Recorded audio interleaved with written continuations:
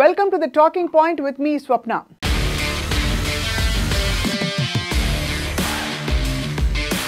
మనం ఇప్పుడు భారతదేశంలో సక్సెస్ఫుల్గా అమలవుతున్న ఒక వ్యవస్థ గురించి మాట్లాడుకోబోతున్నాం. ఈ వ్యవస్థ ద్వారా ప్రతిరోజు 2 లక్షల మందికి పార్సల్స్ అందించడం జరుగుతుంది. కానీ ఎక్కడా ఒక్క చిన్న పొరపాటు కానీ ఆలస్యం కానీ ఏమాత్రం ఉండదు. టంచన్గా ఇచ్చిన అడ్రస్కి అనుకున్న సమయానికి డెలివరీ జరిగిపోతుంది. దీన్ని డబ్బావాలా అనే వ్యవస్థ అని అంటూ ఉంటాం. సో ముంబై నగరంలో సుమారు 130 సంవత్సరాల నుంచి విజయవంతంగా అమలవుతున్న వ్యవస్థ ఇది. దీని వివరాలు చూస్తే చాలా ఆసక్తికరమైన విషయాలు బయటపడతాయి.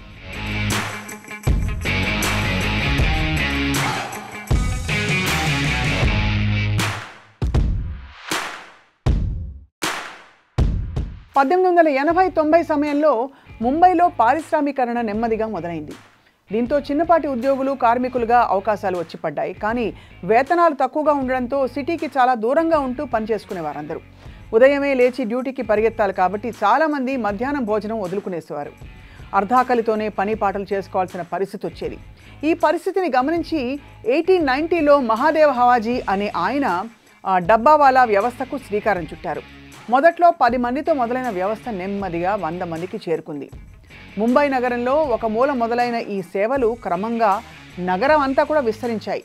10 సంవత్సరాలు గడిచేసరికి ముంబైలోని అన్ని ప్రాంతాలకి డబ్బావాలాలు వాళ్ళ సేవలను విస్తరింపచేశారు.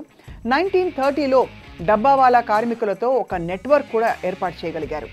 స్వాతంత్రం వచ్చిన తర్వాత 1956లో Nutan Mumbai tiffin box suppliers trust అనే పేరుతో ఒక ట్రస్ట్ని రిజిస్టర్ చేయించారు. దీని కింద కార్యకలాపాలు ఇలా కంటిన్యూ చేస్తూ వచ్చారు.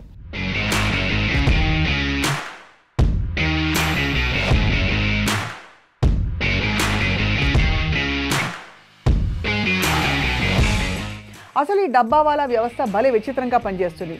ఈ డబ్బావాలా ట్రస్ట్లో రిజిస్టర్ చేయించుకుంటే చాలు, చాలా చౌక ధరకే సేవలు అందుతాయి. ముంబైలోనే కాకుండా చుట్టుపక్కల కాలనీల్లో, గ్రామాల్లో కూడా డబ్బావాలాలు తిరుగుతూ ఉంటారు.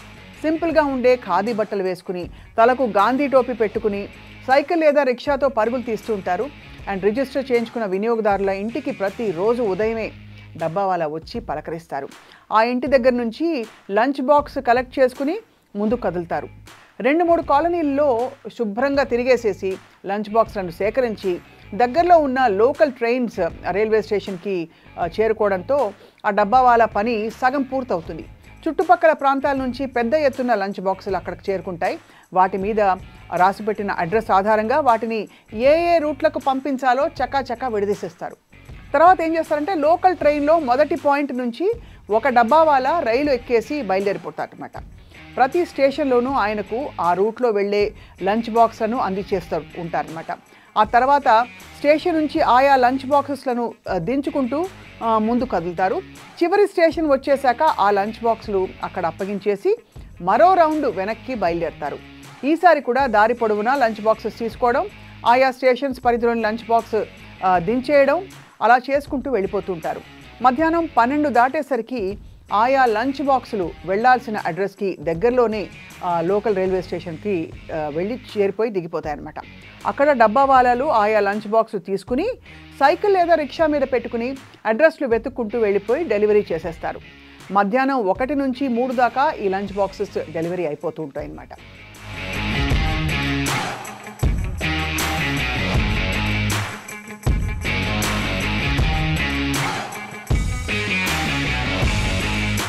సో అక్కడితో డబ్బావాలాల పని పూర్తవుతుంది. ఈ మాదిరిగా లంచ్ బాక్సులు అందజేయడంలో అందవేసిన చెయ్యి వీళ్ళది. ఒకవేళ ఇంటి దగ్గర నుంచి లంచ్ పట్టించుకుని అలా వెళ్ళలేకపోతే దగ్గరలోని హోటల్లో ఆర్డర్ చేయవచ్చు. అక్కడి నుంచి కూడా డబ్బావాలాలు లంచ్ అందిస్తూ ఉంటారు.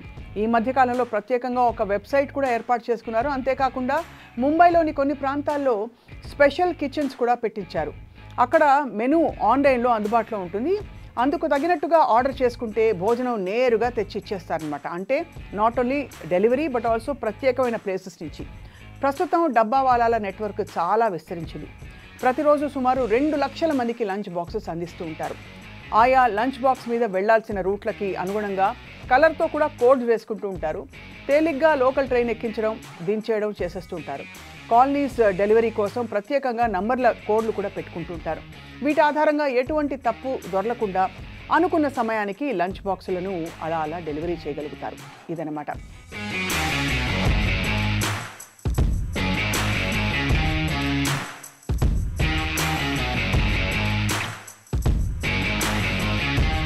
ఈ డబ్బావాలాలు పూణేకి దగ్గరలోనే ఒక గ్రామం నుంచి మొదలయ్యారు. ఆ తర్వాత చుట్టుపక్కల ప్రాంతాల నుంచి కూడా ఈ వృత్తిలోకి చాలామంది దిగుతూ వస్తున్నారు. 10వ తరగతి ఇంటర్ చదువుకున్న వాళ్లే ఎక్కువ మంది కనిపిస్తూ ఉంటారు. నవ్వుతూ పలకరిస్తూ హుషారుగా పనిచేసుకుంటూ అలా వెళ్ళిపోతూ ఉంటారు. సంవత్సరం పొడవునా డబ్బావాలాల సేవలు మనందరికీ అందుతూ ఉంటాయి. ఆదివారాలు, పబ్లిక్ హాలిడేస్ అన్న మినహాయింపులు ఏవీ లేవు. కానీ మార్చి నెల సమయంలో వారి స్వగ్రామం దగ్గర జాతర ఒకటి జరుగుతుందండి. అందుకోసం అంతా ఊళ్ళకి అలా వెళ్ళి వస్తూ ఉంటారు. కాబట్టి ఆ సమయంలో మాత్రం సేవలు కాస్త తగ్గుతాయి. అంతకుమించి ఎప్పుడూ డబ్బావాలాల సేవలు ఆపేది లేనే లేదు.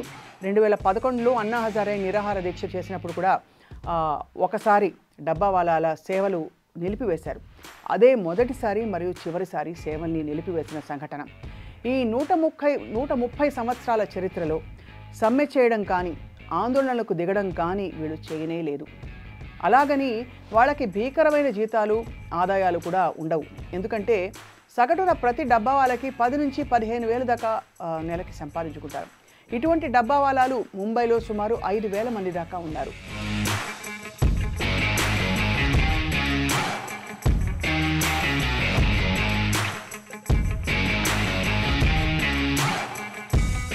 సాయంత్రం అయ్యేసరికి అందరూ ఇళ్లకు వెళ్ళిపోయి ఆనందంతో కాలక్షేపం చేస్తారు. 2005లో బ్రిటిష్ యువరాజు ప్రిన్స్ చార్ల్స్ పెళ్లి చేసుకున్నప్పుడు తమ వివాహానికి అతిథులుగా డబ్బావాలాలను పిలవడంతో ఈ సేవల గురించి ప్రపంచమంతా కూడా మాట్లాడుకోవడం మొదలుపెట్టారు. 2011లో ఎయిర్టెల్ మొబైల్ సేవల్ని విస్తరించాలి అని భావించినప్పుడు డబ్బావాలాల సహకారం తీసుకున్నారు. ఒకే రోజు నగరం అంతా కూడా అడ్వర్టైజ్మెంట్ పాంఫ్లెట్లను కూడా పంపించగలిగారు. అప్పటి నుంచి కొన్ని వాణిజ్య సంస్థలు డబ్బావాలాల సేవలను ఇలా కూడా తీసుకుంటూ కొంత పైకం చెల్లిస్తూ వచ్చారు. మొత్తం మీద నిబద్ధతతో నిజాయితీగా చేస్తున్న ఈ సేవలు చాలా ప్రశంసనీయం. ఎందుకంటే రోజంతా పనిచేసుకున్నప్పుడు వేళకి తిండి దొరికితే అంతకంటే అదృష్టం ఏముంటుంది. ఈ నెట్వర్క్ ముంబైకే కాదు భారతదేశానికి గర్వకారణం అని చెప్పుకోవచ్చు. Thank you all for watching the talking point with me Swapna.